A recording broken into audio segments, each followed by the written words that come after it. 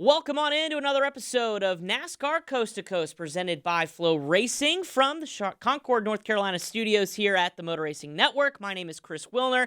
As always, now birthday boy Kyle Rickey just celebrated a birthday. Happy birthday. Yeah, you didn't think I was going to let this show go on without recognizing your birthday. From Killingly, Connecticut, currently at Stafford Motor Speedway. Kyle, happy belated, my friend, from all of us here at MRN and everybody watching Coast to Coast. What'd you do for your birthday? I heard it was a little rainy up there in Portland. Yeah, I appreciate it. You didn't have to mention it because now I'm getting older, as one of the drivers here at the Speedway told me the other night. She asked me if I felt old.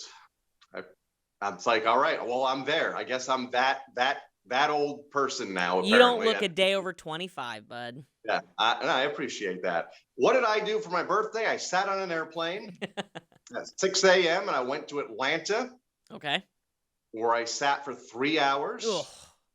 And then made the trek clear across the country to Portland, Oregon to cover the doubleheader out there with the NASCAR Xfinity Series and the ARCA Menards West Series in what was a very damp Saturday here on the radio. So it was a good time, but good racing. It was interesting, especially in the Xfinity Series when, the track dried out and everyone went to slicks and then it started to rain again and half of them went back to rain tires or wet weather tires. So a lot of strategy and a lot of cars going off the course in front of me.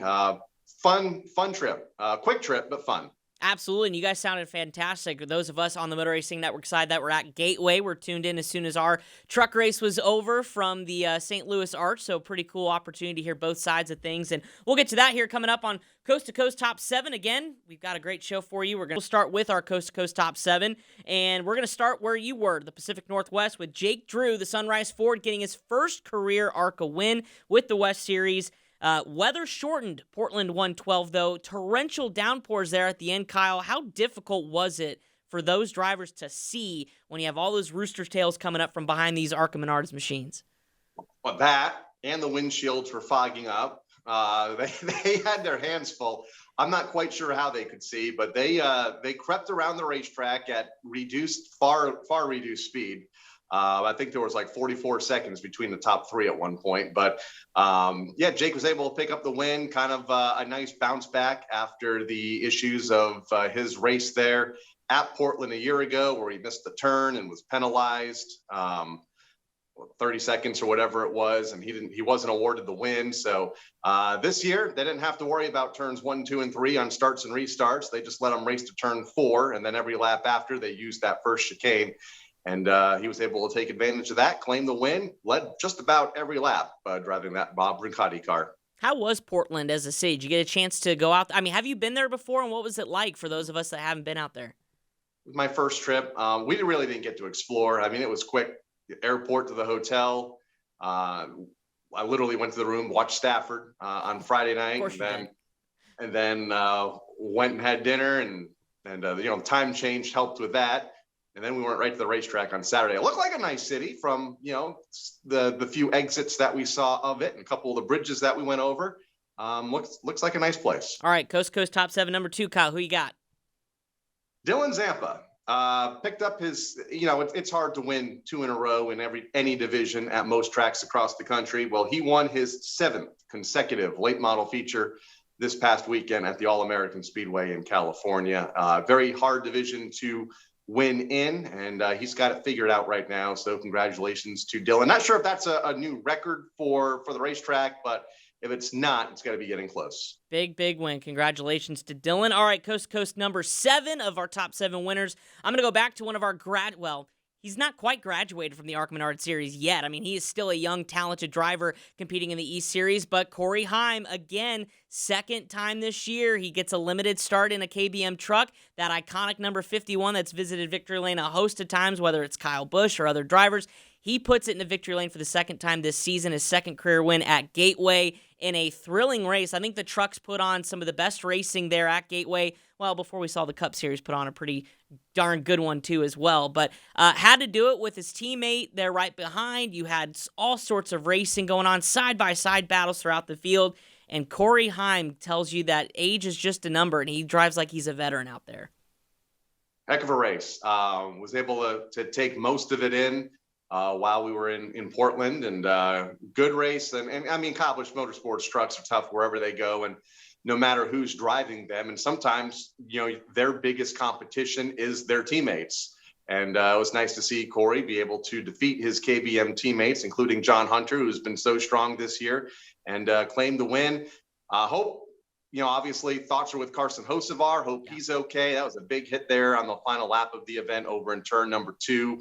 Another one of our grassroots drivers that have done so well on short tracks, making it up to the national spotlight. So thoughts are with Carson at the end of that Truck Series event. For sure. The ups and downs of racing, the agony and of defeat, and obviously the dangers of the motorsports community kind of rings true when you see something like that happen. So hopefully Carson's all right. I sent him a text, hasn't responded yet, but obviously a lot more pressing things to get taken care of right now. But we certainly wish him a speedy recovery. All right, so that's going to be my number 3. Kyle, who's number 4 on our top 7 list? We're going to go with Jonathan Brown. Won a thrilling modified race on Saturday night at Bowman Stadium, another 100-lapper for the modifieds, and held off Tim Brown to claim the win. Tim, of course, a legendary championship driver at the racetrack. I think a lot of folks thought the bumper was going to be used or the front Nerf bar was going to be used in the final couple of laps. It was not. Jonathan Strong at the front of the field claimed the win, holding off Tim at the checkered flag. Well, it was a good field, and it was, again, live on Flow Racing. Absolutely. Flow provided great coverage of that event, and the bumper was used in the CRA Super Series race, which we'll get to that maybe in a little bit. But Brendan Butterbean is going to be my number 5 of our top 7 coast-to-coast winners. First of all, with a nickname like Butterbean, I mean, how can you not root for the guy? But his last name is Queen. Perfect season at Langley is kept alive in front of a pretty good crowd and a really talented field of the Cars Late Model Stock Tour Series race when they visited there. He moved points leader Carson Kvapil out of the way late in the race. It was a thrilling finish. Again, bump and run at the end of these short track races have become a staple as of late, and it was an exciting race to watch. Caught the end of that, and again, Brendan Butterbean Queen gets his Cars Tour win. Pretty dramatic fashion too, as well, to be perfect at Langley, and that's a hard track to stay perfect at. So pretty job well done for him. All right, well, we got number 6, Kyle. Yep, my number 6, Jacob Borst. We've talked a lot about Peyton Sellers and how he's running for a national championship, and he's won and run for those titles for a long time now, and he's been tough to beat at South Boston Speedway, but Jacob able to beat him on Saturday night in a late model race at the South Boston Speedway. So congratulations to Jacob for picking up that win. Not too many people have been able to beat Peyton this 2022 season or the last several seasons, but Jacob was able to get it done. Good field of cars over the weekend at South Boston. That track off now as they prepare for their big SRX debut here in a couple of weeks. Absolutely. That track always has a ton of talent each and every week, so a big win for Jacob. We'll round out our top 7. Again, another circumstance of this race is going on as we speak, as we record this event. It is the show, or put money in the bank out there at Berlin Raceway. Jeff Striegel, we were talking about it this weekend of the Motor Racing Network, a part of Berlin. Super excited. I think the hype around this event has been going on for at least 3 months. The names that have been entered, Eric Jones, I know Carson Hocevar was entered, obviously not sure if he's going to be able to compete, but the prestige around this event at Berlin has brought a lot of good drivers out to Michigan and put on a great show. And so certainly whoever's going to win that race is going to be worthy of being in the top 7 winners of the week, because the prestige behind it alone says just how big of an event it is. And a Wednesday night show is tough to do, and I'm sure Jeff is happy that it's a Wednesday night because he's not traveling during the midweek portion, so he gets to be there for one of the track's biggest events of the year. Hopefully the weather cooperates, and as we upload this show, the results will have been posted, and hopefully it was a sellout crowd and a spectacular race and a spectacular finish to go along with it. And if you didn't know what was going on and we just told you, guess what? Flow Racing has a full replay on their website and on their tile. So go to Flow Racing. That's right.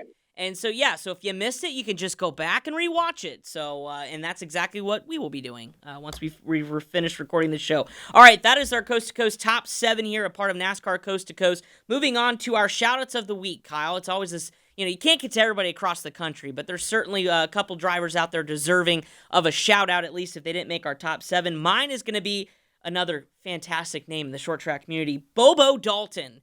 If you don't know Bobo's story, had a horrific accident at Greenville Pickens Speedway running a late model several weeks ago now. Yep. Made his return 2 weeks ago at a Goodyear All-American Speedway, picked up a win. Then this past weekend goes down to Caraway Speedway, gets another win. Talk about a bounce-back story from a driver who nearly, and he said in his interview, I thought I was going to have to hang it up this season. The cars were absolutely destroyed, and obviously with his injury, needed some time to recover, and always love a good bounce-back story. So Bobo Dalton is my shout-out of the week. Kyle, what about you?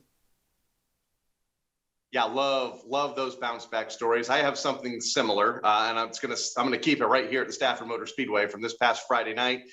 Josh Carey, who right over there went over the wall in a modified. Not too many. That hasn't happened too much in the history of Stafford Motor Speedway, and he did it back in 2020. I think it was one of the final nights of the season. He was okay. Car was tore up. Billboards were tore up. But everything at the end of the night was okay. He was able to bounce back last Friday night, running full season here in 2022 after taking some time off in 2021 and claimed his first SK Light modified win. Another fantastic race. 31 cars took the green flag, one of the largest fields that has started an SK Light race here at Stafford, and he was able to fend off a lot of the youngsters behind him. There are many of the young kids in that field as one of the learning divisions into an SK modified and then ultimately a tour type modified. So congratulations to Josh on picking up that win after his wild ride here less than 2 years ago at Stafford. All right, so Josh and Bobo taking home our shout-outs of the week. Final order of business here on NASCAR Coast to Coast. It's going to be our go or no-go, little debatable segment here on NASCAR Coast to Coast, and I thought of just a couple here, Kyle, to go off of what we saw this past weekend. Not sure if you were able to take a look at the actual replay of the NASCAR Cup Series at Gateway, but the drama between Denny Hamlin and Ross Chastain, I think, is something that we see throughout grassroots racing. Yeah. Anytime you get short track racers together and there's beating and banging going on. But my question is for you, go or no go on the way Denny Hamlin responded by driving nearly 60 miles an hour, just trying to impede the path of Ross Chastain as a point of retaliation. You like it, or you feel like that maybe took it too far? Yeah, I think it took it too far. I'm go on the first one. If you want to get your message across, sure. They're down the back straightaway and try to drive them to the infield campground.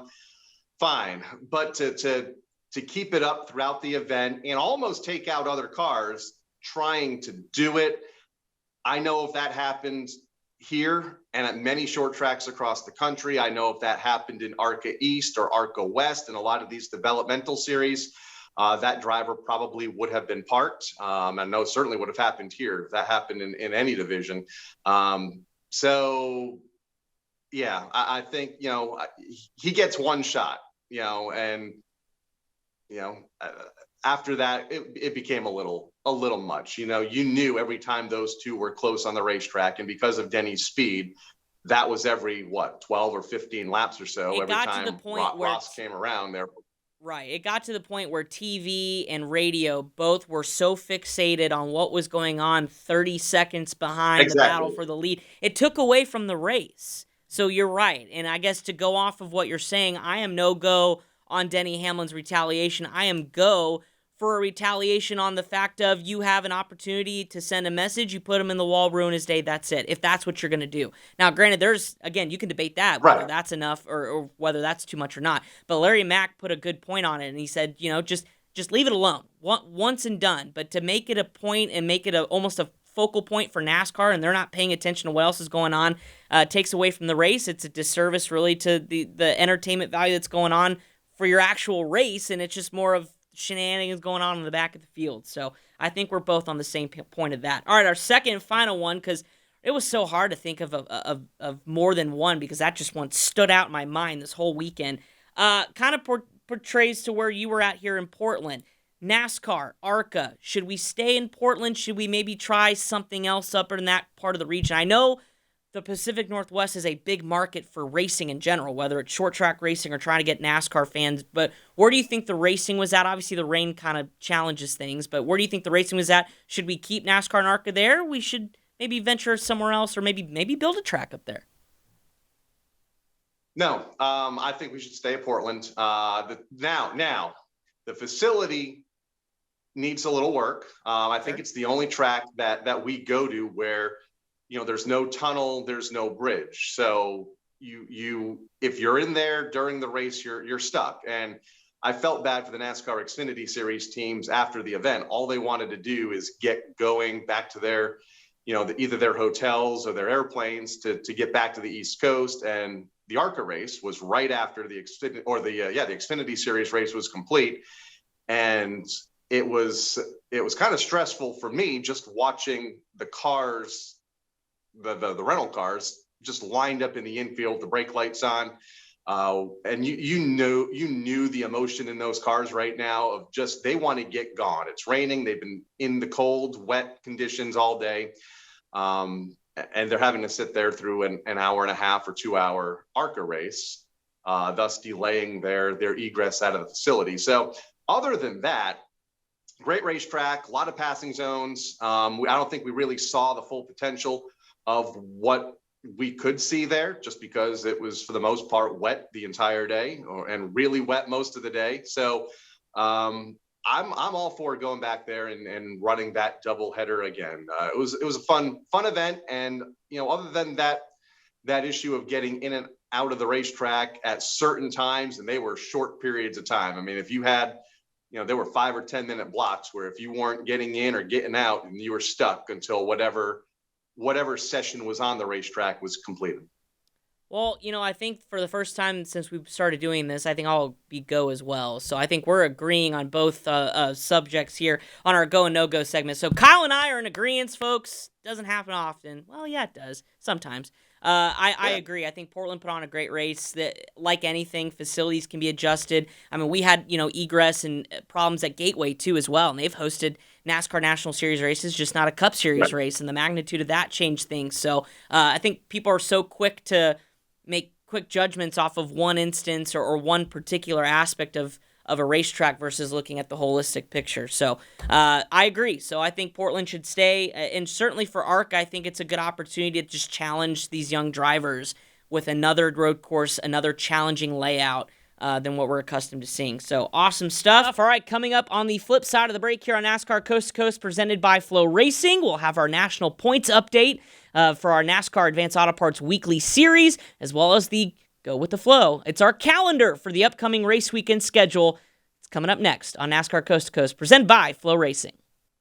You're watching NASCAR Coast to Coast, presented by Flow Racing, the new home of NASCAR Roots. Catch the Wheel and Modified Tour, ARCA Menard Series, Pinty's, and NASCAR Weekly Tour races all season long on FlowRacing.com. Subscribe today. And welcome back to NASCAR Coast to Coast, presented by Flow Racing. Couple orders of business to take care of before we wrap up tonight's show. First up, it's our NASCAR Advanced Auto Parts weekly national championship point standings look. And Kyle, boy, it's 2 familiar names still at the top of the list.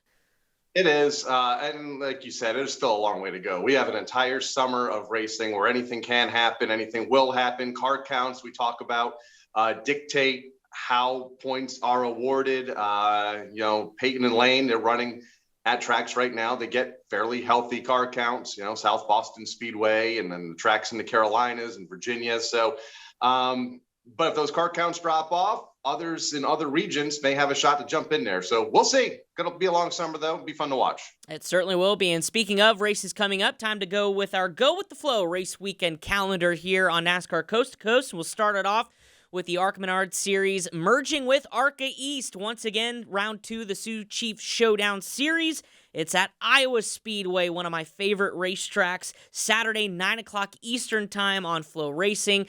Kyle, Iowa, another track that produces fantastic racing. Pretty much we've seen it all so far this year across the ARCA Menard Series and the East Series. So can't imagine when you merge these two series once again for a showdown, it's going to be pretty epic. What is it, a race within a race within a race when you basically include the showdown. It should be a great car count. I've seen an early entry list, and it's pretty stacked, as you would expect, between the ARCA National Series and the ARCA Menards East Series. The Calypso Lemonade 150. I miss going to Iowa with the Motor Racing Network, with the trucks and the Xfinity Series. Always put on great racing, as you mentioned a moment ago. We talked about points a little bit ago. Rajah Caruth still the point leader by 5 over his teammate Nick Sanchez in the National Series. In the East, it's Sammy Smith by just 9 over Taylor Gray. So we'll keep an eye out on those competitors, or if some others can jump into the points races as well. Should be a good show. Absolutely. We'll see what happens, too, with those Rev Racing teammates. They got into it a little bit at Kansas, too, so I don't think we're done with those two drivers. We're talking Nick Sanchez, Rajah Caruth getting after it this week. Once again, 9 o'clock Eastern on Flow. Speaking of ARCA, the West Series back-to-back, they went to Portland in the rain that we talked about, and now, well, we're going to go to Sonoma, wine country, keeping it hopefully a lot better weather, too, than what they experienced in Portland. Saturday, 2:30 Eastern, and you can hear that on the Motor Racing Network. Kyle, Ricky, I think you're going to that race. ARCA West, though, at Sonoma, I think that's a long-standing tradition, whether even back in the K&N Pro Series days, should be another great road course. Back-to-back road courses, so you think some of these drivers are getting accustomed to making left and right-hand turns.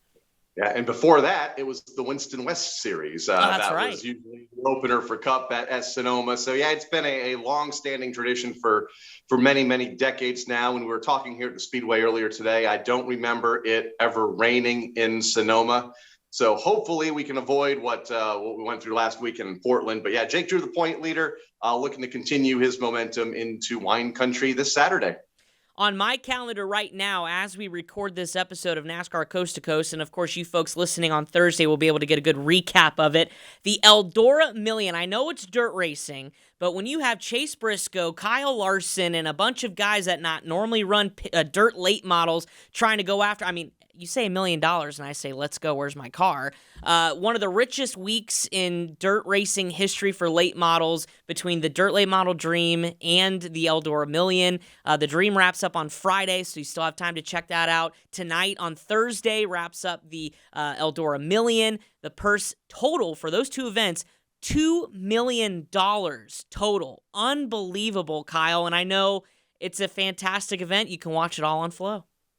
Yeah, all here on Flow Racing, and always a great event. Eldora puts on top class motorsports whenever they open their gates. It's always amazing events, and this has become an event quickly that has grown into on the entry list over 120 cars. We're approaching 120 cars for this week. So yeah, and you get to watch it all on Flow. So best of luck to all those that go out there, including our NASCAR brethren that are in the race. Yeah, that's right. And so we'll see who wins the million tonight on Thursday night on Flow Racing as part of the Eldora Million. Friday, we'll wrap up the Dirt Late Model Dream. So if you haven't already been turned into a dirt racing fan, at least a little bit, by listening to Buddy Kofoid, turn your dial tonight to Flow Racing for some great racing. All right, back to the Pavement Southern Super Series I have on my calendar, the Rumble by the River 125 at Montgomery Motor Speedway. I know they've been a little bit of a lull this season after the Greenville-Pickens cancellation or postponement by the series, so we're back in action with Jake Garcia.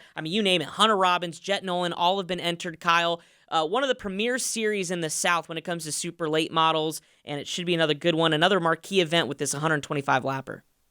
And Hunter Robbins, as you mentioned, one of the drivers on the entry list, and has been on a roll this season. We talked to him earlier this year and looking for another win. On my calendar, the NASCAR Pinty Series back in action. It's been a while since we've talked about them. The Autodrome Chaudier, they have not run there since before COVID. So that's this Saturday, 5:30 Eastern time. Right now, over about 25 cars on the entry list.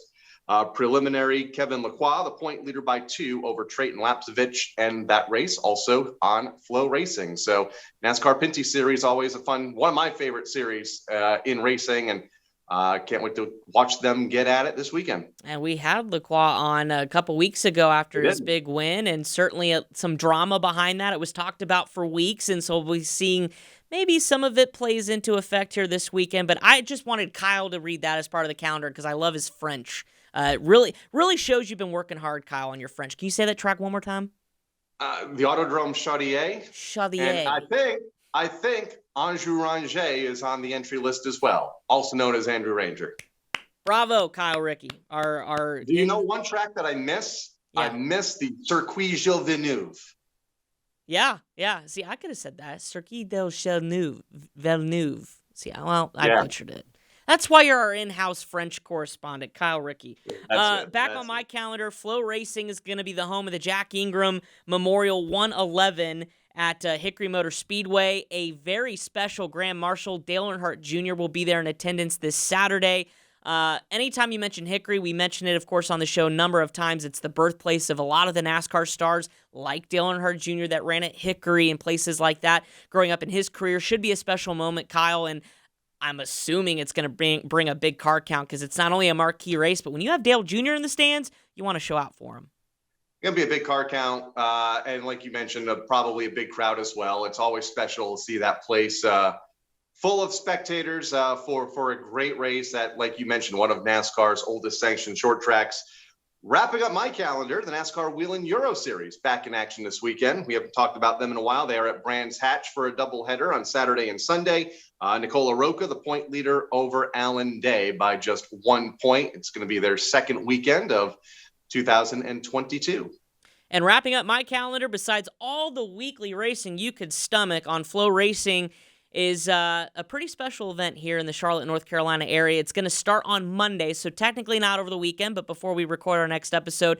The Summer Shootout at Charlotte Motor Speedway with our Legends cars kicks off Monday. I know they're having practice coming up this weekend. It's all live streamed on Flow this year for the first time. Steve Post of the Motor Racing Network will be a part of the broadcast all summer long. Again, talk about grassroots level. I mean, you think Bubba Wallace, the names that have been a part of the Summer Shootout, really that's where we started learning about a lot of these race car drivers that eventually made it to NASCAR. Started at the Summer Shootout running the awesome little quarter-mile track there on the front straightaway of Charlotte Motor Speedway's big track. Should be a fun event. Kind of was really my introduction to racing in Charlotte when I first moved down here to the Carolinas about 4 years ago. So pretty cool special event. I'm sure Kyle, you'll be locked in to see kind of who's going to be the next star coming up through the ranks here. I was there when I lived in Charlotte, worked out of the MRN office. I went to Charlotte Motor Speedway every Tuesday night for 10 years for Summer Shootout. It was amazing. I remember when the big screen was introduced to the Speedway on the backstretch, they would play music videos and the kids driving the legend cars would lip sync to them. And it was fun. And I remember going back to a video, I think it was like the Carly Rae Jepsen Call Me Maybe video. And if you go back and look at it, like Bubba Wallace is in it and Daniel Hemrick is in it. Yes. And Greg Galding. There's a bunch of, it sounds like we're having a flyover here at the racetrack right now. I don't know why, there's nobody here but me, but you look back and some of the names that have come out of Summer Shootout at Charlotte Motor Speedway. Ben Rhodes is another one that we followed up through Legend Cars and then in the late models, K&N, and now ultimately the NASCAR National Series. So you're right. Next 10 weeks, we could see a new star born. We'll keep an eye on all the action for you again, kicking off on Monday on Flow Racing. My favorite part was just going and doing the chicken dance. I mean, there is no Summer Shootout without the chicken dance. So it's always a good time anytime you get to go to Charlotte Motor Speedway. All right, well, that wraps up the calendar. That means our show is just about hit the time limit. Kyle Rickey, enjoy your weekend. What's on tap for you? Are you headed to Sonoma? I am. Hopefully we're not going to hang out in the rain for 6.5 hours like last weekend, but hopefully the temperature is nice and we have a great NASCAR Camping World Truck Series event on Saturday, and then the ARCA Menards West Series out there as well for a doubleheader of road course fun. Absolutely. Should be a good time. That ARCA race, 2:30 Eastern on MRN out at Sonoma. Kyle, safe travels. I will be here in the Queen City for the first time in a while for a weekend. Going to enjoy it before my weeks get pretty busy as we hit the summer stretch. So for Kyle Rickey, thank you so much. My name is Chris Wilner. As always, appreciate you guys tuning in here on NASCAR Coast to Coast presented by Flow Racing. Enjoy all the racing this weekend, and of course, we'll talk about it next week. If you enjoyed this episode of NASCAR Coast to Coast, be sure to subscribe to Flow Racing, the new home of NASCAR Roots, where you can catch the Whelen Modified Tour, the ARCA Menards Series, Pinty's, and NASCAR Weekly Tour races all season long on flowracing.com. Subscribe today.